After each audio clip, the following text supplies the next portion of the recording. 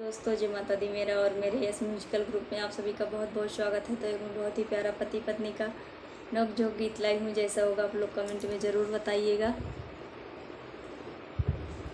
तोहरी देख के टिकुलिया मोरी अकेलिया हरि गना हो। तोहरी देख के टिकुलिया मोरी अकेलिया हरि गना।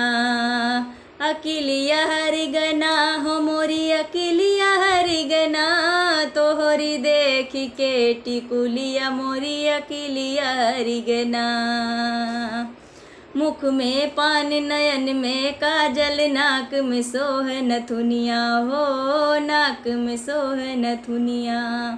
अरे मुख में पान नयन में काजल नाक में सोहे नथुनिया हो। नाक में सोहे नथुनिया। अरे रंग बिरंगी साड़ी पहन्यूं। अरे रंग बिरंगी साड़ी पहन्यूं। हाथ में लिहू रुमलिया। कि कैलू नैनन से कतलिया मोरी अकेलिया हरि गना। कि कैलू नैनन से कतलिया मोरी अकेलिया हरि गना।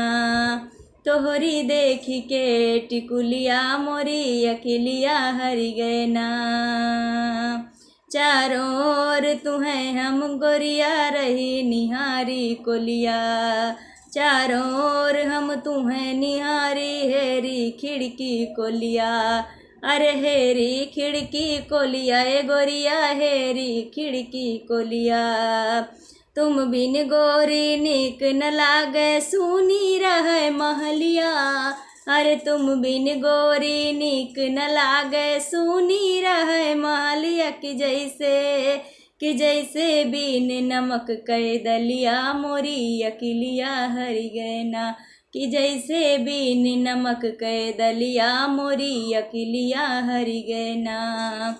तोहरी देखी के टिकुलिया मोरी अकेलिया हरि गना। कि तोहरी देखी के टिकुलिया मोरी अकेलिया हरि गना। तोहरे खातिर है मोरी गोरिया जानो जाई बुझलिया। अरे तोहरे खातिर है मोरी गोरिया जानो जाई बुझलिया। अरे जानो जाई बुझलिया ए गोरी जानो जाई बुझलिया।